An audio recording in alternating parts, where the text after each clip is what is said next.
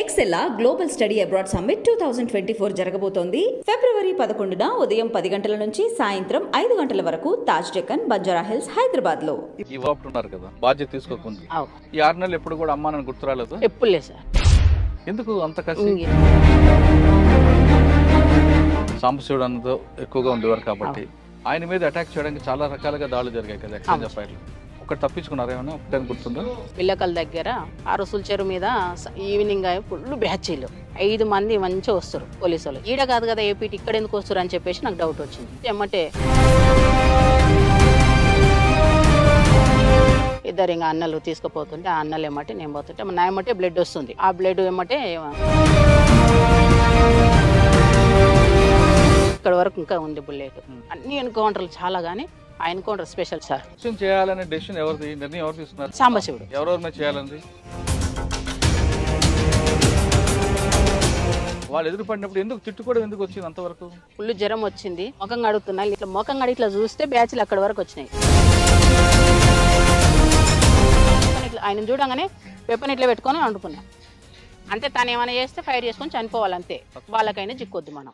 రమాకాంత్ గారు చనిపోవడం ఎందుకు, ఆత్మహత్య చేసుకోవడానికి కారణం? మేము ఎక్కడ ఎదిగిపోతామో అని చెప్పేసి బాగా ఒత్తిడి చేశారు మా మీద. వాళ్ళకు పొలిటికల్కు పోలీసు వాళ్ళు అది చేశారు. అదే టైంలో మా ఊర్లో ఒక అతను మర్డర్ జరిగింది. జైలు 7 నెలలు జైల్లో పెట్టారు. ఆ జైలు తర్వాత కేసుల మీద కేసులు ఒక్క 40 కేసులు వేసారు సార్ మా మీద.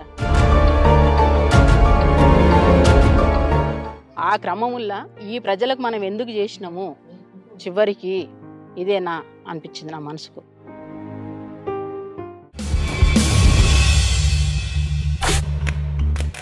Welcome to crime confessions. గతంలో గ్రామాల్లో పెట్టుబడిదారుల యొక్క పెత్తనాలకు లేదా అక్కడ జరుగుతున్న అరాచకాలు చూసి తట్టుకోలేక బడుగు బలహీన వర్గాల ప్రజల కోసం, వాళ్ళ అభివృద్ధి కోసం చాలామంది యువకులు అడుగుబాటు పెట్టారు. అడవిలోకి వెళ్ళిన తర్వాత వాళ్ళు నిరంతరం తమ ప్రాణాలని పన్నంగా పెట్టి తమ కుటుంబాలని, తల్లిదండ్రులని వాళ్ళకి త్యాగం చేస్తూ పేద ప్రజల కోసం చాలా కష్టపడ్డారు. ఆ విధంగా కష్టపడిన తర్వాత కొన్ని సంవత్సరాలకి వివిధ కారణాల చేత, అంటే కొంతమంది వ్యక్తిగత కారణాలు అవ్వచ్చు, మరి కొంతమందికి పార్టీల విభేదాలు అవ్వచ్చు, మరి కొంతమందికి ఇంకొక కారణంతో జనజీవన స్రవంతులు కలిశారు. ఆ విధంగా కలిసిన వారిని పరిచయం చేసే ఈ కార్యక్రమంలో ఈ వారం మన గెస్ట్ రజతక్క. అచ్చంపేటలో ఒకప్పుడు పోలీసులకి ముప్పతిప్పలు పెట్టిన రజతక్క, వైఫ్ ఆఫ్ రమాకాంత్ అన్న. రజతక్క అంటే అప్పట్లో అచ్చంపేట, నల్లమల ఆ ఫారెస్ట్లో ఒక భయం ఉండేది. రమాకాంత్ అన్న రజతక్క పేరు చేత పోలీసులకి చుక్కలు చూపించేవారు. పగల చుక్కలు చూపించడం అనేది రజతక్కకు ఒక ఫేమస్ అనేది తెలుసు. రజతక్క అచ్చంపేటలో ఉన్నప్పుడు ఎటువంటి కార్యక్రమం చేశారు, అసలు అడవి బాట ఎందుకు పట్టాల్సి వచ్చింది, పట్టిన తర్వాత వాళ్ళు పార్టీలకు వెళ్ళినప్పుడు పేద ప్రజల కోసం వాళ్ళు ఏ విధంగా కష్టపడ్డారు, అక్కడ ఉన్న చెంచుల కోసం వాళ్ళు నిరంతరం ఏ విధంగా వాళ్ళు పరిజ్ఞానం కానీ రాజకీయ పరిజ్ఞానం తీసుకురావడంలో వాళ్ళు ఏ విధంగా కృషి చేశారు అనే అంశాలతో పాటు ప్రస్తుతం ఆవిడ జీవితం ఎలా కొనసాగుతున్న విషయాన్ని ఆ అక్కగానే తెలుసుకున్నాం. అక్క నమస్తే. రజతక్క అచ్చంపేట, కొల్లాపూర్ ఆ ప్రాంతంలో ఒకప్పుడు మీ హవా. రజతక్క, రమాకాంత్ అన్న వీళ్ళందరూ పేర్లు చెప్తే చాలు భయపడేవారు. అంటే అప్పుడు పరిస్థితి ఆ విధంగా ఉంది కాబట్టి మీరు వెళ్ళారు.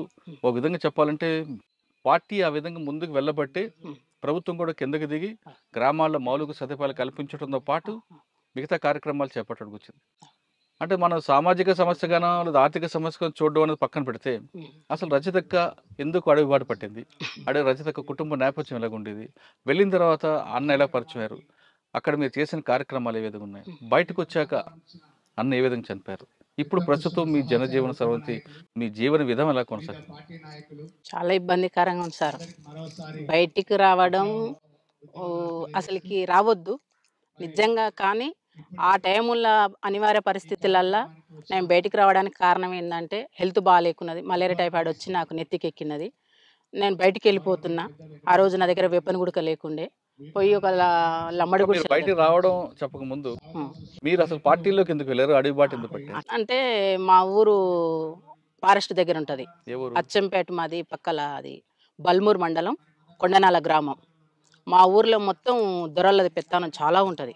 కానీ ఏ రోజు అట్లాంటి దొరలు మా కుటుంబం మీద ఎక్కడ కూడా చూపలేదు. కానీ బాగా మాది ఫారెస్ట్ పక్కల మా పొలము, అంటే ఇది ల్యాండ్. అక్కడ మా చెలక అంగం సేమ్ ఇట్లనే ఉండేది. అప్పట్లో మా తాత 70 ఎకరాలు సంపాదించిండు మంచిగా. ఉమ్.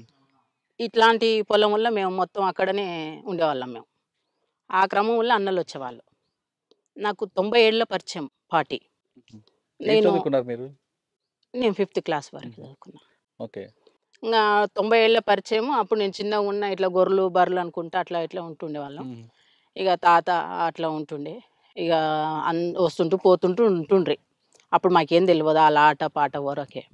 ఆ తర్వాత ఇక కొన్ని అనివార్య పరిస్థితులల్లా నాకెందుకు అందులో పోవాలి, ఎందుకు అనేది ఒక ఆలోచన వచ్చింది. ఉమ్. వస్తే ఫస్ట్ సాంబశివుడు స్పెషల్ కమాండర్ వచ్చారు, అది నల్గొండ నుంచి ఈ జిల్లాకు. అప్పుడు నేను వస్తాను అంటే, నువ్వు చిన్న ఉన్నావు, నీకు ఇంకా టైం ఉంది అని చెప్పేసి వదిలిపెట్టేసి పోయాడు. మళ్ళీ 3 ఇయర్స్ తర్వాత నేను అనుకోకుండానే దళంకాడికి డైరెక్ట్ వెళ్ళిపోయినా. అంటే ఇంట్లో వాళ్ళే చెప్పలేదా? ఎవరికి చెప్పలేదు సార్, అంటే ఆ ఎవరికి చెప్పలేదు. భావజాలం అటు తిరిగింది, అంతే. తిప్పింది మీకు. అప్పటికే మా అన్న ఆర్ఎస్సీలో పనిచేస్తుండు. ఉహు. మా పెద్దన్న అప్పటికి కానిస్టేబుల్, కన్వానాలు వ్యవసాయం చేస్తారు. నాన్నకు 12 మంది మేము, ఉహు. అందులో నేనే చిన్నవాని. ఉహు. ఇది పరిస్థితి. అప్పుడు ఇంకా ఎక్కడ వెళ్ళిపోయినా. పరిచయం మీకు సాంబశివుడు? చిలక దగ్గరే, ఆహా. మా చిలక దగ్గరే. అప్పుడు స్పెషల్ కమాండర్కి వచ్చారు ఇక్కడ. అచ్చా. అప్పటి నుంచి చనిపోయిన సుదర్శను, ఉమ్. ఇక ఇప్పుడు కొంతమంది ఉన్నారు మనోళ్ళు, బయట ఉన్న వాళ్ళు వచ్చిన్నారు. ఇప్పుడు ఈ రాజన్న కూడా అక్కడ ఉన్న వాళ్ళు. అట్లా జరిగింది. పార్టీలకు వెళ్ళారు. వెళ్ళిపోయాను. పార్టీలకు వెళ్ళిన తర్వాత మీకు ఎవరు బాధ్యత తీసుకున్నారు? అప్పుడు జీవన్ అని మెదక్ డిస్ట్రిక్ట్ నుంచి వచ్చిండు, అప్పర్ ప్లాట్ల కమాండరు. ఉమ్. కామ్రేడ్ దగ్గరికి వెళ్ళింటివి. కామ్రేడ్ మంచిగా చూసుకున్నాడు మమ్మ. ఒక 6 మంత్ తర్వాత క్యాంప్ జరిగింది. క్యాంప్కి వెళ్ళినాం. అప్పుడు నల్లమల్లల రమకాంత్ కమాండర్. అయితే చెంచులకి ఏంది అంటే పొలం ఉంది పెంటలల్లా. దాని తర్వాత ఏమైందంటే ఇది సబ్సిడీలా ట్రాక్టర్లు వచ్చినాయి సార్. వ్యవసాయం మీద కొద్ది అవగాహన ఉంది నాకు. ఇక్కడే ఉంచిపోదాం అని చెప్పేసి మాధవ్ డిసైడ్ అయ్యిండు, రాష్ట్ర కమిటీ సభ్యుడు మాధవ్ ఉండు కదా, ఉమ్. అన్న డిసైడ్ ఇక్కడే ఉండండి, వ్యవసాయం ఎట్లా చేయాలని. అప్పట్లో నాకు గడెం కొట్టడం మొత్తం టోటల్గా పని వస్తుంది సార్. ఉమ్. ఆ టైంలో ఇంకా నన్ను అక్కడ పెట్టేసి వ్యవసాయం చెంచోళ్ళకు ప్రత్యేకంగా మక్కలు ఆంద్యాలు వేపించి పండించినాం అక్కడ. చెంచుల్లో వాళ్ళకి పంట నేర్పడం నేర్పి నేర్పియడం. మామూలుగా వాళ్ళకి పండించడం వచ్చు, ఉమ్. కానీ కొంచెం ఆధునిక పద్ధతిలో ఇంకా చేయడం. అట్లా చేసి ఒక 1 year ఉన్న అక్కడ కూడా. ఇంకా మీరు 6 నెలలు లోపల ఉన్నారు కదా, అంటే చెంచులకి మీకు మీ బాధ్యత తీసుకోకుండా అవు. ఈ 6 నెలలు ఎప్పుడు కూడా అమ్మా నన్ను గుర్తు రాలేదు? ఎప్పుడు లేదు సార్, ఇప్పటికి లేదు. అప్పుడే కదా, ఇప్పుడు గుడకలేదు. ఎందుకు అంత కసి? ఎందుకు సార్. సరే, 6 నెలల్లో మీరు వెళ్ళగానే మీకు తుపాకీ ఎవరు పని బాధ్యత ఇవ్వకపోయినా సామాన్లు తీసుకెళ్లడం, నడిపించడం, ఎక్సర్సైజ్ ఇవన్నీ ఉంటాయి కదా, అవును సార్. ఇప్పుడే నడిపించిందా? అట్లా ఏం లేదు, నాకు 1 monthకే వెపన్ ఇచ్చారు. అంటే ఆ రోజు నేను బయట పని చేసిన కదా సార్, వాటికి పని చేసిన. ఇక ఆ టైంలో నాకు అన్నోళ్ళు ఎక్కడ పోతే పోగానే ఒక వెపన్ ఇచ్చారు. మరుసటి రోజే ఎమ్మడి తిప్పుకున్నారు. అప్పటికి నాకేం ట్రైనింగ్ ఇట్లా ఏమి ఇవ్వలేదు. ఆ తర్వాత ఎప్పుడైనా ఒక బాధ కానీ ఒక భయం కానీ అనిపించలేదా? నాకు లేదు సార్. నైట్ టైం చీకట్లో అడవిలో పాము అని ఇవన్నీ వస్తుంటాయి కదా? ఎప్పుడు లేదు సార్, ఎప్పుడు లేదు. మీతో పాటు ఎవరు ఉండరు అక్కలు? ఇంకా నాతో పాటు ఇక్కడ ఉన్న వాళ్ళు కవితక్క ఇప్పుడు చేసింది, భాగ్యక్క చాలా సీనియర్ మాకున్న అక్క వస్తుందని చాలా ఆశించిన కానీ రాలే. సీనియర్ భాగ్యక్క ఉన్నది. వీళ్ళందరూ వచ్చారా? వాళ్ళందరూ ఉన్నారు. ఇంకా అక్కడ మేము ఉన్నాం, అందరు మంచిగా ఉన్నాం, కలిసిన వాళ్ళం, సమిష్టిగా ఉన్న వాళ్ళం. బాగా ఆడవాళ్ళకి కొన్ని సమస్యలు ఉంటాయి ఉన్నాయి సార్. కానీ అక్కడ అడవిలో కూడా ఉండేవా? ఉంటాయి అక్కడ. వ్యక్తిగతంగా శారీరక సమస్యలు వస్తుంటాయి కదా, వస్తాయి, చూసుకుంటారు. అక్కడ పురుషులు మహిళలు అనే తేడా ఎవరు మా వాళ్ళు ఉండరు, వ్యత్యాసాలు ఎక్కడ చూడరు. మొత్తం సమాన హక్కు, మంచిగా చూసుకుంటారు. మహిళా కామ్రేడ్కి అయినా జెంట్స్ కామ్రేడ్ చూస్తారు, జెంట్స్ కామ్రేడ్కి ఏమైనా మహిళా కామ్రేడ్ చూసుకోవాల్సింది, కంపల్సరీ చూసుకోవాల్సింది. 6 నెలల తర్వాత మీకు చెంచులకి వ్యవసాయం నేర్పడం అనే కార్యక్రమం మీకు పార్టీ ఇచ్చింది. అవును సార్. ఆ పార్టీ ఇచ్చిన కార్యక్రమాన్ని భుజం మీద వేసుకుంటూ చేసినాం. ఆ విధంగా ఎంతకాలం ఉన్నారు అక్కడ? అక్కడ 1 year ఉన్నా సార్. ఇక్కడ అచ్చంపేటలో? అచ్చంపేటలో 6 నెలలు ఉన్నా. సంవత్సరం నల్లమల్ల అడవుల్లో ఉన్నా. ఆ తర్వాత కొల్లాపూర్కు పంపించారు. కొల్లాపూర్కి వచ్చేసిన. అక్కడ ఒక 6 నెలలు 7 నెలలు చేసిన. కొంతకాలం అయిన తర్వాత ఇక మళ్ళీ ఈ ఆర్గనైజేషన్ కొద్దిగా బెటర్ ఉన్నట్టుంది అమ్మాయి, కొద్దిగా తీద్దాం అని చెప్పేసి కొద్దిగా స్పెషల్గా నన్ను తీసారు. తీసి బయట మొత్తం సాంబశివుడు వర్క్ చేసిన నేను. ఇక సాంబశివుడు అన్నకి వెళ్ళక ముందు ఆ. కొల్లాపూర్ ఇవన్నీ ప్రాంతం పనిచేస్తారు కదా, ఉమ్. ఈ ప్రాంతంలో పీపుల్స్ కోసం మీరు చేసిన మంచి కార్యక్రమం చెప్పండి. అప్పట్లో అప్పట్లో ఇక కొల్లాపూర్లో కానీ అచ్చంపేట అంటే మీరు చెంచుల కోసం చేశారు. అవును సార్. కొల్లాపూర్ ఆ ప్రాంతం కొల్లాపూర్లో మేము రివర్ బెల్ట్ తోటి చాలా సంబంధం ఉంటుంది ఈ కొల్లాపూర్ వాళ్ళకు. ఉమ్, చేపలది ఎక్కువ. ఉమ్, తర్వాత వలసల మీద ఇక్కడ వాళ్ళు ఎక్కడ లేరు. నేను ఈరోజు గతంలో మన మహేష్ అని చనిపోయాడు, తూంకుంట మహేష్. ఉమ్, ఆయన చనిపోయిన కామ్రేడ్ చనిపోయినప్పుడు వచ్చినప్పుడు అంత కొల్లాపూర్ అంతా మారిపోయింది సార్. నేను పార్టీలో ఉన్నప్పటికీ మొన్నటికి ఇప్పటికీ కొల్లాపూర్ అంతా మారిపోయింది. వాటర్ లేదు. వలస మీద తీసుకున్నాం సబ్జెక్టు. వలసలు పోవద్దు అని చెప్పేసి ఊర్లల్లో తిరగడం, ఆర్గనైజేషన్ చేయడం, ఉమ్, వాళ్ళకు ధైర్యం కలిపియడం, ఉమ్, దాని మీద ఫైట్ చేయడం. వీళ్ళు గుంపు మేస్త్రులు ఉంటారు, ఉమ్, గుంపు మేస్త్రులను తీసుకొచ్చి కొట్టడం, ఉమ్. చెప్పడం, వార్నింగ్ ఇవ్వడం, దీని మీద ఆ సబ్జెక్ట్ మీద చేసినాం. అంటే పార్టీ నిర్ణయాల మేరకు కొన్ని కార్యక్రమాలు చేశారు. Okay sir. చాలా మంది పేద ప్రజలు మీ అడవులకు వచ్చి అన్నాలు కలుసుకొని అప్పుడు కొన్ని సమస్యలు చెప్పేవారు. చెప్పినప్పుడు వాడిని దండించాలి లేదా శిక్షించాలి, ప్రజాకోర్టులో వాడిని పనిష్మెంట్ ఇవ్వాలి అనుకుని నిర్ణయం తీసుకున్నవి మీరేమైనా ఒకటి చేశారా? సింగిల్ గా కాకుండా గ్రూప్ చేసినాం. ఏం చేస్తారు? స్వామి అని కమాండర్ ఉండే ఇక్కడ కొల్లాపూర్కు. అతను కమాండర్ చేసి వాళ్ళ దాంట్లో మేము పాల్గొనే వాళ్ళం. ఇక ప్రజా కోర్టు పెట్టడం, కూర్చోబెట్టి పిలిపించి మాట్లాడడం, వినకపోతే తనడం, అవన్నీ చేసాం సార్. ప్రజాకోర్టులో మీరు ఒకటి సంగతి చెప్పండి, బాగా గుర్తుండిపోయింది. ప్రజా కోర్టు అంటే షింగోటం జరిగింది సార్. అక్కడ మాట్లాడారు, సాంబశివుడు మాట్లాడిండ్రు. నేను సెంట్రీ పోస్టు, నీవు ఎక్కడ వస్తారు నా సెంట్రీ పోస్టు అది అట్లా. అక్కడ అంటే తర్వాత కుడికిళ్ళలో కూడా ప్రజా కోర్టు పెట్టినాం. ఆడగుడక కొంతమందిని పిలిపించి మాట్లాడి ఆడగుడక ఇంటర్వ్యూ ఇచ్చి అవి చేసేసినాం అక్కడ ఉడక. ఓకే. నల్లమల్లిలో మీరు ఉన్న సమయంలో సార్ సాంబశివుడు అన్నతో ఎక్కువగా ఉండేవారు కాబట్టి ఆయన మీద అటాక్ చేయడానికి చాలా రకాలుగా దాడులు జరిగాయి కదా, ఎక్స్చేంజ్ ఆఫ్ ఫైర్లు. ఒకటి తప్పించుకున్నారు ఏమైనా? ఒకటే గుర్తుందా? ఎవరు? సాంబశివుడా? మేమా? మీరు. నేనా? ఆయనతో పాటు ఉన్న సమయంలో సార్ ఒకటి చెప్పండి. ఇది మన కొండనాల నుంచి బిల్లకల్ అడవులు సార్.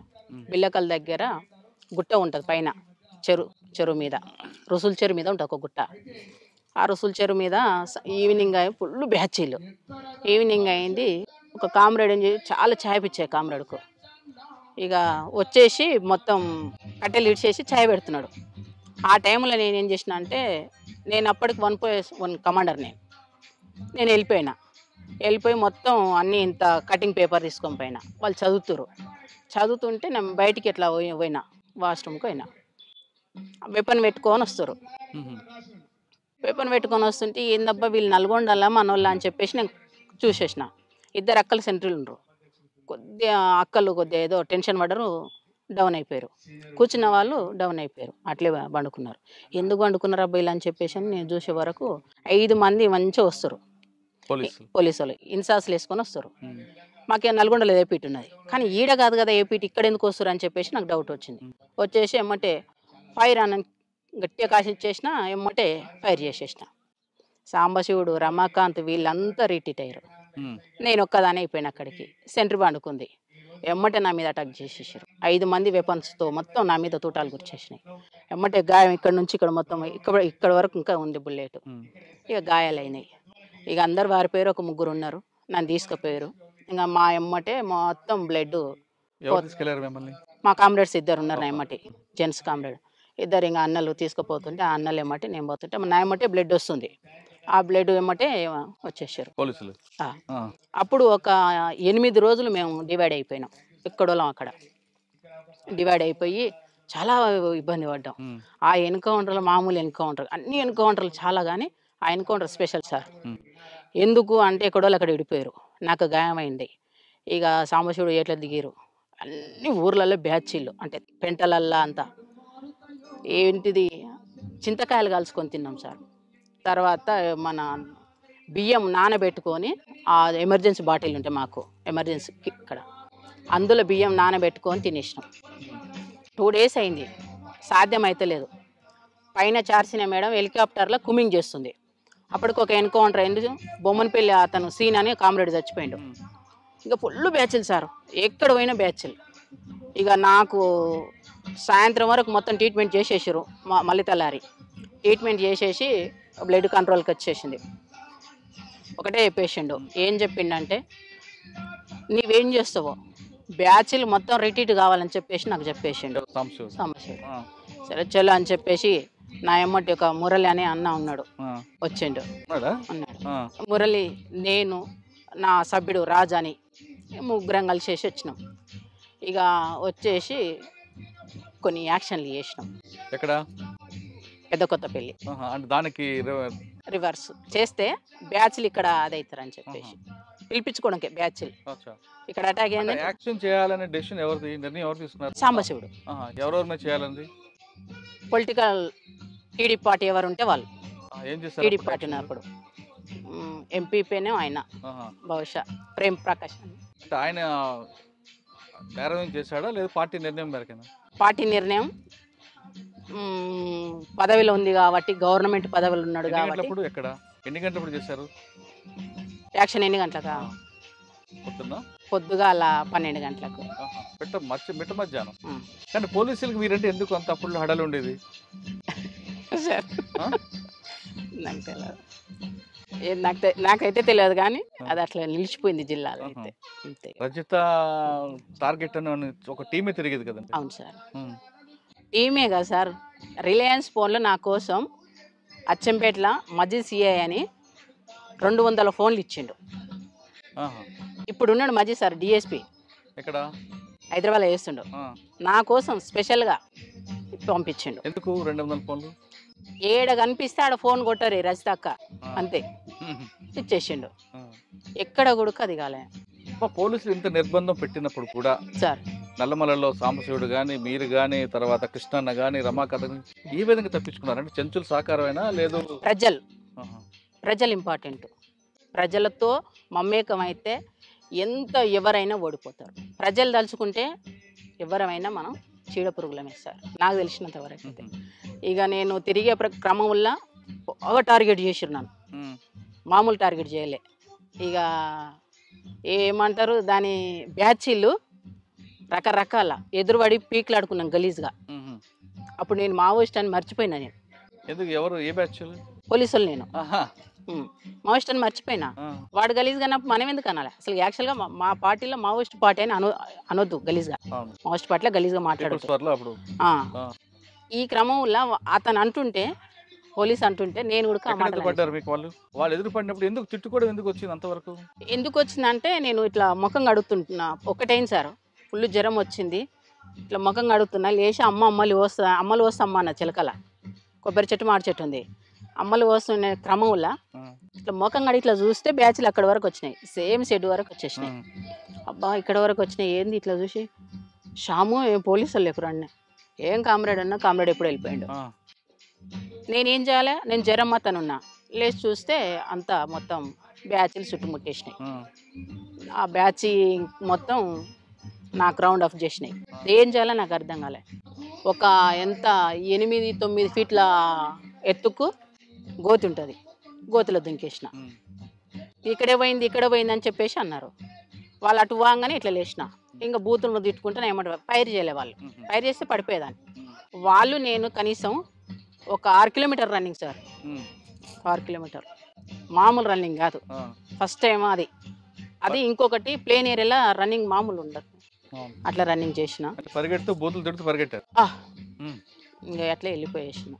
ఆడ తప్పించుకొని పోయి ఇంకొక ప్లేస్కి పోయి వర్షాన్ని ఉంటే ఆ వర్షాల వైపు వర్షాన్ని ఎర్జి ఉంటుంది కదా ఒడ్డు, ఆ ఒడ్డు పక్కల వండుకున్న వర్షాన్ని సాటు చేసుకొని నా పైన పక్కనే వచ్చేసి కాలు చేతులు కడుక్కుంటాడు పోలీస్ ఆయన ఉడక బోర్కాడ. ఏందబ్బా అని ఇట్లా చూస్తే అట్లే అనికి పండుకున్నా. ఏమనుకోలే, వెపన్ తీసుకున్నా ఎడబెట్టుకున్నా, ఇట్లనే అనికి పండుకున్నా. ఆయన ఏమనలే, ఆయన కడుక్కుంటుండు, వేసి కడుక్కుంటుండు. నేనేం చేస్తున్నా, వెపన్ ఇట్లా ఆయన చూడంగానే వెపన్ ఇట్లా పెట్టుకొని వండుకున్నా. అంతే, తను ఏమైనా చేస్తే ఫైర్ చేసుకొని చనిపోవాలంతే, వాళ్ళకైనా చిక్కొద్దు మనం. అది మా పార్టీ బాగా చెప్పారు. నన్ను చూడలే. ఈయనొక్కడితో వచ్చి అక్కడ కనుమ బ్యాచ్ ఉంది, వెళ్ళిపోయారు. వాళ్ళు వెళ్ళిపోగానే కొద్దిగా అసలు ముందుకు జరిగేసి ఆ వెపన్ ఆనే పెట్టేసి మళ్ళీ ఎప్పట్లేక మామూలుగా ఊర్లోకి వచ్చేసి ఒకంత అప్పటికే 4-5 డేస్ అయింది. అన్నం లేదు, ఫుల్ ప్లేను. ఇదంతా ఏరియా అచ్చంపేట ఉప్పునంత మండలంలో. ఇంకా తినేసినాం. ఇంత తినేసిన మళ్ళీ మార్నింగ్ లేచిన. మళ్ళీ మార్నింగ్ ఏడికి వెళ్ళినంటే ఐనూలు పక్కకి వెళ్ళింది సార్. ఐనూలు మధ్యలో ఆ క్రమంలో అక్కడ ఏనపోటు వచ్చేస్తారు. అప్పుడు ఉడక ఏం చేయాలని అర్థం కాలే. ఆ ఏనపోటు వస్తుంటే ఏం చేసిన బుడ్డ విషయం ఇదే దినం ఇదే టైం ఇంకా బుడ్డ శని వీక్తున్నారు. వాళ్ళతో పాటు అట్లే బుడ్డ శని వీక్కుంటా ఆ బుడ్డలు పీకిన చెత్త తీసేసి కార్బాన్ మీద వేసేసిన. స్టెన్ కార్బాన్ ఎప్పుడు నాకు తీసి దాని మీద పడేసిన. అయిపోయాయి. వాళ్ళు ఎవరో చెలుకోలు అనుకున్నారు. ఆ కొనాక అడిగింది. నేను ఇక్కడ మళ్ళీ ఇంకా బుడ్డ శని వీక్తున్నా. సాధారణంగా ఒక దగ్గర మీటింగ్ పెట్టుకున్నప్పుడు పార్టీలో సార్ ఏదైనా ఇష్యూ రిట్రీట్ అవుతారు మీరందరూ విడిపోతారు. అవును సార్. విడిపోయిన తర్వాత ఎక్కడెక్కడికి వెళ్తారు? అందరూ కలిసి పరిగెట్టరు. అవును. వాళ్ళు మీ అందరూ ఎక్కడ కలుస్తారు? కలవాలనుకుంటే ప్లాన్ ఏంటి? ఏ పిట్ పెట్టుకుంటాం సార్. ఇప్పుడు ఈ ఏరియా ఉంది, ఈ ఏరియాలో ఈ షెడ్ ఉంది, ఇక్కడికి రాండి అని, లేదా రోడ్డు పాయింట్ మీద ఆ పలానా చోటకు పలానా రోజు పలానా టైమింగ్ 2 ఉంటాయి. టైమింగ్లు రోజు ఒకటే టైమింగ్ 2, 1టికా 12టికన్నా. 12టికి మిస్ అయితే 1టికి రండి అంతే. ఇది మిస్ అయితే మళ్ళీ ఆల్టర్నేట్ ఇంకొకటి పెట్టుకుంటాం. అక్కడికి వెళ్తాం. అక్కడికి వెళ్ళినప్పుడు ఆడ పికప్ చేసుకుంటాం. అట్లా కలిసి ఒకేసారి కలిసి వెళ్ళడం అనేది కష్టం కదా. కష్టం. పోలీసులు ఎన్కౌంటర్ అయినా పిడిపోతుంది సార్. తర్వాత ఇంకొకటి అప్పుడులో మీకు బాగా పోలీసు ఎవరు ఎక్కువగా మీకు ఇబ్బంది పెట్టేది?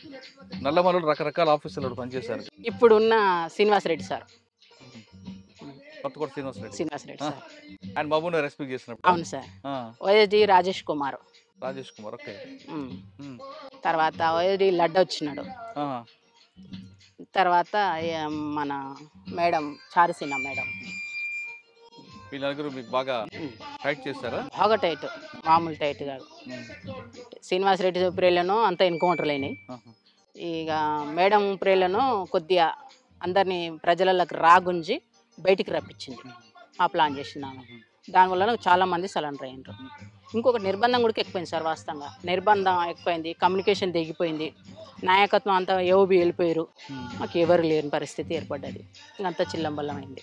కోనాపూరి సాంబశివుడితో పాటు తమ్ముడు రాములు ఎప్పుడైనా మీకు ఎదురుపడ్డారా? చర్చలప్పుడు ఏపీటీ నేనే ఇదే ఏరియాలో తీసుకొచ్చిన. ఈ ఏరియాలో అమ్మని నాయనని అన్నని చర్చలప్పుడు. ఇంకా తర్వాత సరే, పార్టీ విప్లవం పక్కన పెడితే మీ ఇద్దరి మధ్య వివాహం ఎలా జరిగిందమ్మా? రమాకాంతానికి మీకు పరిచయం ఎక్కడ? నేను కొల్లాపూర్ సభ్యురాలుగా వచ్చిన సార్.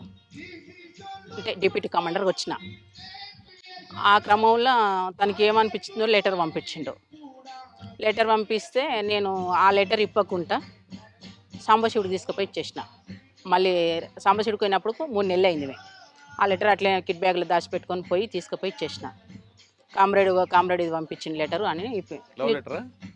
అంతే, అట్లే ఉండదు. మళ్ళీ పిచ్చి పిచ్చిగా రాయారు.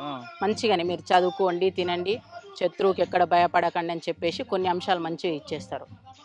ఇక అట్లా రాసిండు. తీసుకుపోయి చూపిస్తే ఇట్లా చెప్పిండు. అట్లా రాసిండంటేనే దాని అర్థం మన మీద ప్రేమ పుట్టిందని దాని అర్థం. అంతేగా. ఆ క్రమంలో తను కామ్రేడ్ పిలిచిండు. ఏంది రమాకాంత్ ఇట్లా అంటే, అవును కామ్రేడ్ అని చెప్పిండు. మరి నీదేంది అభిప్రాయం అన్నాడు. నాకు లేదు సార్, నాకు అలాంటిది లేదు కామ్రేడ్, కొంత టైం ఇవ్వండి నాకు, కొద్దిగా నేను ఒక పొజిషన్కి వెళ్ళినాక చేసుకుంటా అని చెప్పేసి అనుకున్నా. కొద్దిగా చూడండి అన్నాను. లేదని చెప్పేసిన. ఆ తర్వాత మళ్ళీ ఒక 6 months తర్వాత మళ్ళీ కూర్చోబెట్టి మాధవు, సాంబశివుడు, గజ్జి శ్రీశైలం, సంతోష్ చంపేశారు. వీళ్ళు 3 కూర్చోబెట్టి నాకు కర్య నరసప్ప, వీళ్ళు 4 కూర్చోబెట్టి నాతో మాట్లాడారు. మాట్లాడితే కొద్దిగా టైం ఇవ్వండి సార్ అని చెప్పి, కామ్రేడ్ అని చెప్పేసిన. సరేలే అని చెప్పేసి అన్నారు. ఇంకా ఆ టైంలో కూడా నాకు వద్దనిపించింది. నా పట్టుదల ఏంటంటే ఒక జిల్లా సెక్రటరీగా అయినాక నేను పెళ్లి చేసుకోవాలనేది నా పట్టుదల అది. కానీ అనివార్య పరిస్థితులలో కమాండర్లనే నేను పెళ్లి చేసుకున్నా. కమాండర్ స్థాయికి వెళ్ళిపోయినాక, అంటే కమాండర్ అది చేసుకున్నారు. ప్లాటూన్ సెక్షన్ కమాండర్ ఉడిమిల్ల దగ్గర సార్. ఉడిమిల్ల దగ్గర మంచిగా చేసిరు. పార్టీలనే మా లాంటి పెళ్లి ఎవరికి చేయలేదు. మంచిగా ఆటలు తీసుకొచ్చి చేసి సేమియా చేసి ఆట పాటలు సేమ్ ఇట్లనే చేసేసి ఈ పక్కన ఊరు పక్కనే అది కూడా సేమ్ పెళ్లి చేసేసారు. పెళ్లి చేసిన తర్వాత నైట్ పెళ్ళైంది, మార్నింగ్ విడిపోయినాం. తను గుంటూరుకు రాకెట్ లాంచర్ ట్రైనింగ్కి వెళ్ళిపోయిండు రమాకాంత్. మేము ఆమనగల్ ఏరియాకి వెళ్ళిపోయినాం. ఇంకంతే. మళ్ళీ ఆయన ఒక 3 నెలల తర్వాత వచ్చిండు. 3 నెలల తర్వాత వచ్చి ఒక 5 డేస్ కలిసి ఉన్నాం. ఆ తర్వాత మళ్ళీ నన్ను బయటకు పంపించేసారు. ఇక బయటకు పంపించేసారు. ఇక కామ్రేడు సెక్రటరీగా పనిచేసిండు. ఇక నేను బయట కొన్ని పనులు చేసుకుంటూ తిరిగిన. కొన్ని అంటే నాకు ఇచ్చిన వరకు నేను మనస్ఫూర్తిగా వాటికి బరాబరి చేసిన సార్. నేను వాళ్ళ లేక వీళ్ళ లేక ఏ రోజు కూడా భయపడలే. శత్రువుకు భయపడలే, ప్రజలకు పొలిటికల్ లీడర్కి ఎవ్వరికి ఇప్పటి వరకు నేను ఎప్పుడు భయపడాను ఎవరికి. అంతే. ఆ రోజు ఇక బయటికి వెళ్ళి నేను పార్టీ చెప్పిన పని నేను సక్సెస్ చేసుకొని రిటర్న్ పోయినా. అది అక్కడ నేను పార్టీకి ఒక నా మీద నమ్మకం, ప్రజలకు ఒక నమ్మకం, బయట శత్రువులకు భయం. అంతే. అంతే. సరే, పెళ్ళైన తర్వాత మీరు చేసిన మంచి కార్యక్రమం చెప్పండి పీపుల్స్ కోసం. నేను చేసిందా? నేనంటూ సపరేట్గా ఏం చేయలేదు. పార్టీ కలిపి, పార్టీకి సభ్యులతో కలిపి. పార్టీ సభ్యులతో పాటు నేను చేసిన, తోటి కామ్రేడ్స్ ఏది చేస్తే అది చేసిన. అంటే ఒక యాక్షన్ చేసిన తర్వాత ఎప్పుడైనా బాధపడ్డారా? ఏం లేదు సార్, నేను ఎప్పుడు బాధపడలే. ఇప్పుడు ఉడక ఎన్నో కష్టాలు ఎదుర్కొంటున్నా. అందుకే ఇంతమంది నాకు ఆదర్శంగా ఉండరు. ఏ రోజు ఉడక నేను బాధపడలే. అన్యాయంగా చంపాను అని ఎప్పుడు బాధపడలేదా? లేదు, నా యాక్షన్లు అయితే ఇప్పుడు అట్లా. మీరు యాక్షన్ చేశారా? మా పార్టీ వైపు కొంచెం నష్టం జరిగాయి కదా, ఆ నష్టం జరిగిన ఎప్పుడైనా బాధపడ్డారా? పార్టీ వైపు అనుకున్నప్పుడు ఈరన్న సార్ అని ఒటవర్ల పెళ్ళి, ఆ నాయనని చంపినప్పుడు బాధపడ్డాం. నేను కూడా వ్యక్తిగతంగా బాధపడ్డా. ఎందుకు అంటే ప్రతి ఏపీటీకి తనకు నన్ను పంపేవాళ్ళు. తను దగ్గర ఎవరు వచ్చేవాళ్ళు? రాష్ట్ర కమిటీ, జిల్లా కమిటీ, బయట ప్రజా సంఘాలు. ఆ నాయన ఒక పెద్ద షెల్టర్ నిజం చెప్పాలంటే. ఇక ఏదో అనివార్య పరిస్థితులల్లో మనోళ్ళకి ఏదో అర్థం కాని పరిస్థితులల్లో వేరే కామ్రేడ్ ఇక్కడ వచ్చినాడు. ఆ గోండు వాళ్ళు కొద్దిగా భాష తేడా.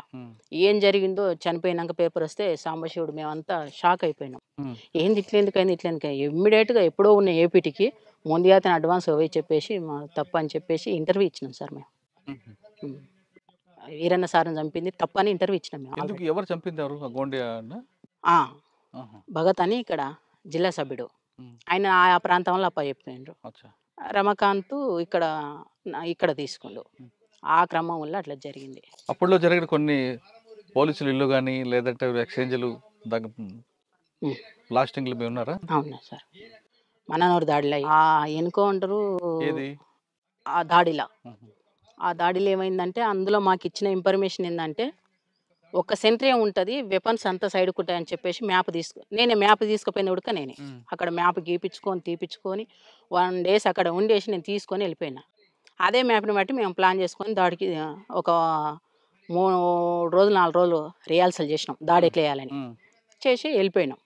ఆ వెళ్ళిపోయే క్రమంలో ఏ సెక్షన్ A1 నేనే, అంటే ఫస్ట్ వెళ్ళిపోయే టీం. అక్కడికి వెళ్ళిపోయే వరకు ఉంది సెంటర్ ఉందని నేను కాషన్ ఇచ్చేసిన. ఆయన ఏం కాదు ఫైర్ అని చెప్పేసి మైక్ పెట్టేసిండు. ఆ మైక్ ఎట్లాంటిది, ఇప్పుడు కూరగాయలను గట్టిగా అరుస్తారు, ఆ మైక్ మేము తెచ్చేసుకున్నాం అప్పటికే. ఆ దాడేపటికి ఆ మైక్లో చెప్పేస్తుండు సాంబశివుడు. ఎక్కడ సెంటర్ ఉన్నారు? మీద పోలీస్ స్టేషన్ మీద పైన. ఓకే. అక్కడికి వెళ్ళినాక ఫైర్ అయింది. ఫైర్లు చేసి మొత్తం ఇంకా ఒక 1 minute అయితే అతను దుంకుతాం గోడకు. ఫస్ట్ నేను దుంకేసిన, నా తర్వాత కిరణ్ దుంకిన తర్వాత నెక్స్ట్ కామ్రేడ్కు గొంతులో తూటపడ్డది సార్. గొంతులో తూటపడి ఎన్నుబొక్క కాడ వెళ్ళింది, స్పాట్లో చనిపోయిండు. ఇంకొక కామ్రేడు ఇప్పుడు కొల్లాపూర్ కమాండరేషన్ స్వామి అన్న కదా, ఆ కామ్రేడ్కు తొడకు పడ్డది. ఇద్దరు మాదికే అయిపోయారు. ఇక మేమేం చేస్తాం, మేము అడ్వాన్స్ కాలేకపోయినాం, రిటీట్ అయినాం. మాతో పాటు ఏ సెక్షన్ ఇటు కొద్దిగా అటు కాగానే B సెక్షన్ ఎక్కిపోయింది, C సెక్షన్ అడ్వాన్స్ కాలేకపోయింది. దాడి ఫెయిల్ అయింది. అదేవిధంగా అమరాబాద్ పోలీస్ స్టేషన్ మీద కాదు, సిలిండర్ కదా, సున్నిపేట దగ్గరలో పోలీస్ స్టేషన్ మీద అటాక్, అవుట్ పోస్ట్ మీద చేశారు కదా. ఊకే ఫైరింగ్ అవి. మన్నూరు పోలీస్ అవుట్ పోస్ట్ మీద దాడి, అది ఒక సెంటర్ పైన ఉంటారు. తర్వాత పక్కా పోలీస్ స్టేషన్ వచ్చింది కదా, అక్కడ పోలీస్ స్టేషన్ తీసారు అట్లా. అవును, అచ్చంబేట పెట్టారు సార్, అట్లా జరిగిపోయింది కదా. మా పెళ్ళి అయింది, పార్టీలో ఉన్నారు, యాక్షన్లు అన్నీ జరిగాయి కదా, మరి ఎందుకు బయటికి ఎందుకు వచ్చారు? బయటికి రావడానికి అంటే అందరు అప్పటికి సలన్ అయింది సార్. మేము 4 కామ్రేడ్స్ ఉన్నాం, 4 ఇట్లా నేను నా భర్త ఉన్నాం. ఆ క్రమంలో నాకు బాగా టైఫాయిడ్ మలేరియా వచ్చేసింది. నన్ను సీరియస్గానే ఒక 3 నెలలు లోపడిగానే ఉంచుకున్నారు, బయటకు పంపలే. ఎందుకంటే ఈమె సీరియస్, బయటకు పోతే మళ్ళీ తిరిగి చంపేస్తారు అనేది ఒక బాగా ఉన్నది, పంపలేదు. చివరికి రమాకాంత్ ఏం చేసిండు, హెల్త్ అన్న బాగా చూపించుకొని డెన్నులను ఎక్కడన్నా పెడదాం అని చెప్పేసి పంపించిండు. పంపించేస్తే అచ్చంపేట ఏరియాలోకి వచ్చిన. వాళ్ళు లంబడి వాళ్ళ గుడిసె దగ్గర ఉన్న వాళ్ళే స్నానం చేయించారు, జ్వరం కాదు, రొట్టిచ్చిర్రు, తిన్నా, కూర్చున్నాక అమ్మ టైం అవుతుంది మరి పోదాం హాస్పిటల్ కన్నా. అమ్మ పొద్దుగాల తొలకపోతున్నది, ఆ లంబడోళ్ళ అమ్మ బిడ్డ చెల్లెలు. ఆ పిల్లని ఇంపర్ మారిందని మాకు తెలియదు. పండుకున్నాం కరెక్ట్ 4 గంటలకు వచ్చేసారు పోలీసు వాళ్ళు. 4 గంటలకు వచ్చేసి మంచం వేసారు, మంచం మీద నేను పండుకున్నా. వచ్చేసి వెపన్ ఇట్లా పెట్టేసారు, ఇట్లా ముఖం మీద చెదర్ తీసారు. ఇట్లా బెడ్షీట్ తీయంగానే ఇట్లా చూస్తే అన్ని వెపన్సే కనిపిస్తున్నాయి. వెపన్స్ కనిపించే వరకు ఇట్లా లేచి చూసే వరకు ఇక పోలీసు వాళ్ళు ఏమనలేదు సార్, ఎవరు మీరంటే నువ్వు లేవు అని అంటే మా సభ్యుడు ఒకడు వచ్చిండు. అట్లా నువ్వు లేవు అక్క అని లేచిన. ఏం లేదు అక్క. సరే ఈయనే ఉండండి, ఇంటికి వచ్చిరన్న. ఏమనలే, ఏంటికి రాలేదు, మళ్ళీ ఎందుకు వెపన్స్ తీసుకొని వచ్చినావు అని చెప్పేసి అన్న. లేదక్క అని అబ్బాయి అన్నాడు. సరే నేను నిలబడరా అని చెప్పేసి అన్నాక వాళ్ళు ఏమనుకున్నారు అంటే జ్వరం ఉంది, ఈమె ఎక్కడ పోతుంది అని అనుకున్నారు పోలీసులు. అంతే, నిర్లక్ష్యంతో ఉన్నారు. ఇక గిరిబాబు ఎస్ఐ కొట్టండి అంటూనే ఉండు, కానీ కొట్టలే. వాళ్ళు కొట్టొద్దనే ఉన్నట్టుంది ప్లాన్. ఇక ఏమనలేదు, గుడిసె స్టార్ట్ చేసుకున్న ఒకటే పరారు, అంతే. పరారైనా ఇక ఆ జ్వరం మొత్తం ఎక్కడ పోయినా నాకు తెలియదు. 4 days అసలుకి నేను ఎక్కడో ఏం చేసినా నాకే తెలియదు సార్. అప్పటికి మేము బాగా ఇబ్బందులు ఉన్నాం. మళ్ళీ పొయ్యి వచ్చేసి బిల్లకంట్ల ఆ పోలీసులు దారిలో వండుకున్నాం. దారిలో వండుకుంటే అక్కడ మొత్తం మా రిలేషనే మొత్తం వచ్చేసి ఎవరు ఇక్కడ వండురు, ఎవరు చంపేసిపోయారు అని. చివరికి వస్తే నేను అక్కడ మా అన్న ఉన్నాడు, మా మేనబావ ఉంటాడు. వాళ్ళిద్దరు పోటు వచ్చేసారు. చూసినాక ఎవరు మీరంటే ఏమంటలేను.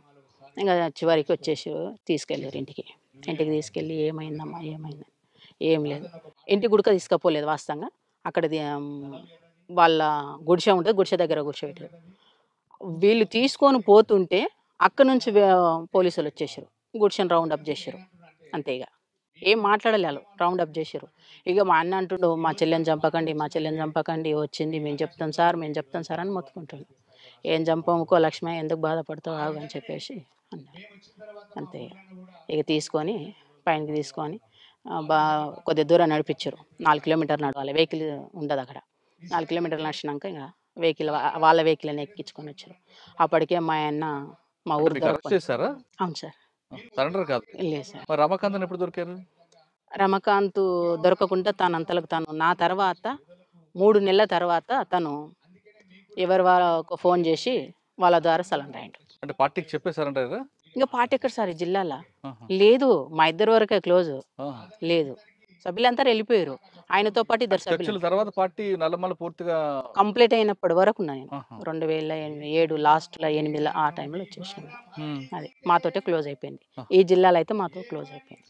మీరు సరెండర్ అయిన తర్వాత మీకు ఇవ్వాల్సిన ఇచ్చారా రమాకాంత్ గారికి ప్రభుత్వం? కామ్రేడ్కు 5 లక్షల రివార్డు ఉందన్నారు, ఇచ్చిర్రు.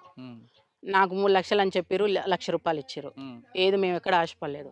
దాన్ని తీసుకొచ్చుకొని మేమేం చేయలేదు, ట్రాక్టర్ తెచ్చుకున్నాం, మేమే ఖర్చు ఏం పెట్టుకోలేదు. ట్రాక్టరు ఒక 2 సంవత్సరాలు నడిచింది సార్. ఇంకా తర్వాత ఇంకా కింది మీదకి అయిపోయింది, అంతే. కదమ్మా, బయటకు వచ్చారు, ప్రభుత్వం ఇచ్చిన డబ్బులతోనూ ట్రాక్టర్ కొనుక్కొని సామాన్య కుటుంబంలో నడుస్తున్న సమయంలో రమాకాంత్ గారు చనిపోవడం ఎందుకు, ఆత్మహత్య చేసుకోవడానికి కారణం ఏంటి? చనిపోవడానికి కారణం ఏంటంటే మేము బయటకు వచ్చి మంచిగా ఉన్నాం సార్. మంచిగా ఉన్న క్రమం వల్ల ఈ పొలిటికల్గా మేము ఎక్కడ ఎదిగిపోతామో అని చెప్పేసి బాగా ఒత్తిడి చేశారు మా మీద. వాళ్ళకు పొలిటికల్కు పోలీసు వాళ్ళు వచ్చేసారు. ఇక పోలీసుల టార్చర్ మామూలుగా లేదు సార్ మాకు, ఎంత అంటే అంత మామూలుగా లేదు. ఇక అదే టైంలో మా ఊర్లో ఒక అతను మర్డర్ జరిగింది. ఆ మర్డరు మా రమాకాంతే చేసిందని చెప్పేసి ప్రపోజల్ చేసి తన మీద నెట్టేస్తే తను ఓపెన్గా పోయి చెప్పలేడు కదా, నేను చెప్పలేడుగా, చెప్తూనే ఉండి అప్పటికైనా అయినా వినలేదు. తీసి ఇక లోపల పడేసారు. 7 నెలలు జైల్లో పెట్టారు. ఆ జైలు తర్వాత కేసుల మీద కేసులు ఒక 40 కేసులు వేసారు సార్ మా మీద, తన మీద. ఆ 40 కేసులు వచ్చే వరకు 7 నెలలు బెయిల్ రావడానికి.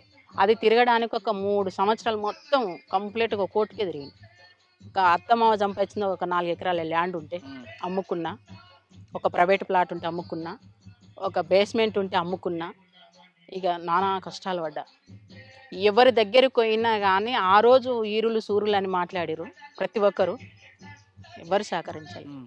అంటే అప్పుడు అనిపించింది నాకు, ఇలాంటి చెత్త వ్యవస్థకు మనం పనిచేసినామా, నేను ఎందుకు అయినా ఈయన ఎందుకు అయ్యింది, ఎందుకు చేసింది చెత్త వ్యవస్థలా, మాకు అప్పుడు అనిపించింది సార్.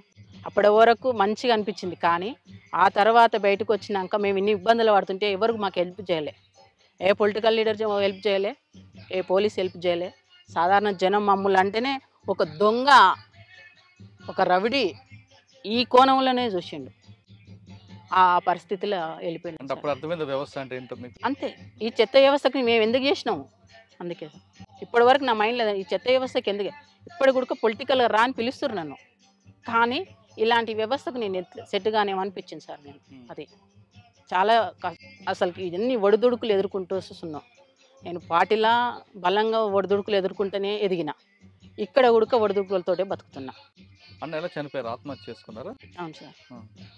అన్న మీద తెలిసి వయసులో లోపలికి వెళ్ళారు. అవును సార్. అమ్మా నాన్న కాదని అక్కడ పార్టీ ఆదేశాల మేరకు పీపుల్స్ కోసం పనిచేశారు. రమాకాంత్ పెళ్లి చేసుకున్నారు. ఒక చిన్న కుటుంబం మీది. మీకు జీవితం అంటే పార్టీ లేదంటే రమాకాంత్ అన్న, ఇంకా వేరే ప్రపంచం ఏం తెలియదు సార్. బయటకు వచ్చిన తర్వాత ఇంక ప్రపంచం అంతా కూడా రమాకాంత్ అన్న పాప. అటువంటిది ఒకేసారి రమాకాంత్ గారు సూసైడ్ చేసుకుంటే, ఆత్మహత్య చేసుకుంటే మీకు ఏమనిపించింది? ఇక కుటుంబం జీవితం అంత ఇంతే అనుకున్నారా? అంటే అంతకన్నా ముందు తను జైల్లో ఉన్నప్పుడు ఫీల్ అయినా సార్. నేను జైలు కాడికి ఒకరోజు తప్పించి ఒకరోజు, పాప చిన్నది, ఒక 2 సంవత్సరాల పాప. ఆ పాపను ఎత్తుకోవాలి, పోవడానికి ఛార్జీకి పైసలకు కూలి పోవాలి. నేను కూలి పోతే 2 రోజులు కూలి పోతే ఆ కూలి పైసలు తీసుకొచ్చుకొని ఈ జైలు కాడికి పోవాలి. నేను ఈ స్టేజ్కి వచ్చేసింది నా పరిస్థితి. ఇక అప్పుడు అనుకున్నా, వద్దు ఇట్లాంటి పరిస్థితులు వద్దని చెప్పేసి చాలా కష్టపడి చాలా ఇబ్బందులు పడి తనను బయటికి తీసుకొచ్చుకున్నా. తనను బయటికి తీసుకొచ్చుకున్నాక ఇంకా అప్పులు చాలా అయినాయి. ఏం చేయాలో మాకు అర్థం కాని పరిస్థితి. ఒక్కొక్క కేసుకు ఒక్కొక్క లాయర్ ఒక 50,000 తీసుకున్నారు సార్. అట్లా 40 కేసులు ఉన్నాయి నాకు మా సార్ మీద. ఆ 40 కేసులు నేను ఎక్కడి నుంచి ఎట్లా కట్టాలి, అన్నీ తీసుకొచ్చిన తర్వాత అమ్మేసిన తర్వాత చాలా ఆర్థికంగా ఇబ్బందులు ఎదుర్కొన్నాక కొద్దిగా అటో ఇటో కొద్దిగా మంచినే, తను ఎక్కడ పోకపోయేవాళ్ళు. నేను తన పాపను పెట్టుకొని ఉండేది, చిన్న షాప్ పెట్టుకొని ఉండేది. నేను వెళ్ళేదాన్ని కూలికి, డైలీ కూలికి పోయి నేను భోజనం కోసానికి సంపాదించుకుని, నేను ఏమి సంపాలి ఇప్పటి వరకు కూడా ఏం సంపాదించుకోవాలి. ఆ క్రమంలో ఈ ప్రజలకు మనం ఎందుకు చేసినాము, చివరికి ఇదేనా అనిపించింది నా మనసుకు. ఆ రోజు బాధ అనిపించింది. తను చనిపోయిన నాడికన్నా ఆ రోజే ముందే ఫస్టే బాధ అనిపించింది. అట్లా అనిపించింది. ఆ క్రమంలో అత్త మామ కష్టపడి సంపాదించిండు. ఈ క్రమంలో మీకు నయ్యం ఎప్పుడైనా ఎదురుపడలేదా? నాకు ఏ రోజు నయ్యంతో పాటు ఇదే నల్లమలలో మీకు ఇంకొక వ్యక్తి ఉన్నారు, బాలన్న అని. ఆయన ఎప్పుడు ఎదురుపడ్డాడు? నాకు ఏ రోజు టచ్లో లేరు. తర్వాత అన్న చనిపోయిన తర్వాత మీ జీవన విధానంలో కొనసాగుతుంది పాప. ఇప్పుడు కూడా కూలి బంద్ చేసుకున్నా. కూలి బంద్ చేసుకొని కొద్దిగా గొప్ప ఆ పని ఈ పని చేసుకోవడం, ఇక అయింది. ఇప్పుడు ఆన్లైన్ బిజినెస్ చేయడం, కొన్ని బట్టలు అమ్ముకోవడం, అట్లా గడిపిన. అందులో కూడా నాకు బెనిఫిట్ కాలేదు. ఇదంతా కాదని చెప్పేసి ఇప్పుడు చిన్న చిన్న ఎక్కడన్నా ఏనన్నా ఇక జీవన ఉపాధి కోసం కష్టపడుతున్నా. కానీ సంపాదించేది ఏం లేదు, అన్నం కాడికి అంతే. కడుపు ఉంటే చాలు, కడుపు నిండి ఉంటే అవే మాకు కోట్లు, అవే లక్షలు అంతే. ఇప్పుడు అసలుకి సొసైటీలో నేను బతకొద్దు. నిజం చెప్పాలంటే ఈ స్థాయిలో నేను కమాండర్ స్థాయిలో పనిచేసి వచ్చి ఉడుక్క ఇంత చీప్గా బతుకుతున్నా అంటే ఎవరు లేరు. మా కామ్రేడ్స్ అందరికి అదే బాధ, వాళ్ళు బయట ఎవరు చెప్పుకోలేరు. ఒకప్పుడు మేము హీరోలం, సొసైటీకి వచ్చేవరకు జీరోలు అయినాం కదా. ఇప్పుడు ఈ జీరోలో పోయి వేరే వాళ్ళ దగ్గర మేము చేతి జాపుకొని అడుక్కోలేము. మేము సమాన హక్కు కోసం కొట్లాడిన వాళ్ళము, వాళ్ళ మీద ఫైట్ చేసిన వాళ్ళము. చివరికి వస్తే వాళ్ళని అడుక్కో అంటే మాకెంత చీప్ అనిపిస్తుంది. మైండ్ ఒప్పుకుంటుంది సార్? ఒప్పుకోదు. కాబట్టి అదా ప్రాంతాల పెళ్ళాలు మగండ్లు బాగా ఇబ్బంది పడి తర్జనగా బతుకుతుండ్రు. ఇక నా కొడుకు అదే పరిస్థితి. ఎవరికి ఇంట్లో ఆస్తులు లేవు, పాస్తులు లేవు. ఆ పూటకు బతికితే చాలనే ఫీలింగ్ అందరికి ఉంది. అంతే సార్. మా పరిస్థితి చెప్పొద్దు. ఇప్పటివరకు ఏ గవర్నమెంట్ సహకరించలే. ఏ రాజకీయ నాయకుడు వచ్చి మీకు మేము అండదండాలు ఉంటామని మాట్లాడలేము మాతో. నీకెందుకమ్మా మేము ఉన్నామని ఏ పోలీసు వాళ్ళు అనలే. ఇంకా ఒక రాయి వేసిరు గోతిలో పడితే, కానీ ఒక చెయ్యితో ఇచ్చి మమ్మల్ని బయటికి తీయలేదు ఇప్పుడు కూడా. ఇప్పుడు నేను నోరు ఇప్పితే నా మీద ఇట్లా వేయడానికి ఉన్నారు అని ఉంటున్నా. ఎట్లున్నా నన్ను ఎవ్వరు ఏం చేయలేరు, అది గ్యారంటీ. ఎందుకంటే నా దగ్గర ఆస్తులు లేవు, పాస్తులు లేవు. బతుకుతున్నా అంటే కేవలం నా బిడ్డ కోసం బతుకుతున్నా, అది వాస్తవం. చివరిగా చెప్పమ్మా, ఇప్పుడున్న సమాజంలో మీరు అన్నట్లుగా వీళ్ళ కోసం మనం పని చేస్తామా అని ఒక మాట అన్నారు మీరు. ఇప్పుడున్న యువత కూడా అదే రకంగా వెళ్తున్నారు. ఇప్పుడు చూస్తున్న యువతకు చూస్తున్న మీకు ఏమనిపిస్తుంటుంది? ఇప్పుడున్న వాళ్ళు వీళ్ళంటి వాళ్ళు ఒక లక్ష్యం కోసం వెళ్ళారు, ఇప్పుడు వాళ్ళందరూ కూడా వేరే వేరే మార్గాల్లో వెళ్తున్నారు. ఏ మార్గాల్లో వెళ్ళినా ఏమి చేసినా కానీ కమ్యూనిస్ట్ పార్టీ అంతా బలంగా ఎవరు చేయరు కదా. అప్పుడు మా టైముల్లో సెల్ ఫోన్లు లేకుండా ల్యాండ్ ఫోన్లు ఉన్నాయి. ప్రతి వానికి మెసేజ్ ఉంది. నువ్వేం చేసినా కానీ ఆటోమేటిక్గా ఎమ్మటే అయిపోతుంది. ఏముంది ఆడ? ఎమ్మటే తీసుకొస్తారు, అరెస్టులు చేయడం, కొట్టడం. ఎక్కడ బలపడుతుంది? అంటే నేను వాళ్ళ ఉద్యమం వైపు వెళ్ళమని చెప్పడం లేదు. ఇప్పుడు కొంతమంది యువత ఒక పద్ధతి పాడు లేకుండా, ఒక బాధ్యత లేకుండా పెరుగుతున్న యువతకి మీరు ఇచ్చే మెసేజ్ ఏంటి? మెసేజ్ ఏంటంటే, నిజంగా అమ్మా నాన్నకు మంచి పేరు తెచ్చుకోవాలి అనుకుంటే సరైన రూట్లో నడవడం కరెక్ట్. సరైన రూట్లో ఉండాలి. మనం ఒకరికి ఆదర్శంగా నిలబడాలి. తప్పు చేయొద్దు, తల వంచొద్దు. నా లక్ష్యం. నేను ఎక్కడ ఉన్నా నా సర్కిల్ అదే చెప్తా. గౌరవంగా ఉండాలి. సంపాదనలు, ఆస్తులు, పాస్తులు మన ఎమ్మటి రావు, ఏమీ రావు. వచ్చినప్పుడు చనిపోయినప్పుడు వచ్చేది ఏంటంటే ఒక పేరు, బస్ అంతే. మనకు కావాల్సింది ఒక పేరు తెచ్చుకొని చనిపోవాలనేది నా ఉద్దేశం సార్. యువతకు ఏంటంటే గౌరవించాలి. ఎదుటి వ్యక్తిని ఎప్పుడైతే గౌరవిస్తామో ఇట్లాంటి హత్యలు, ఇట్లాంటి రేపులు, ఇట్లాంటి సమస్యలు ఎక్కడ కూడా రావు. ఎదుటి వ్యక్తిని మనం గౌరవిస్తలేము అంటేనే అన్నీ జరిగిపోతుంది. అది సార్.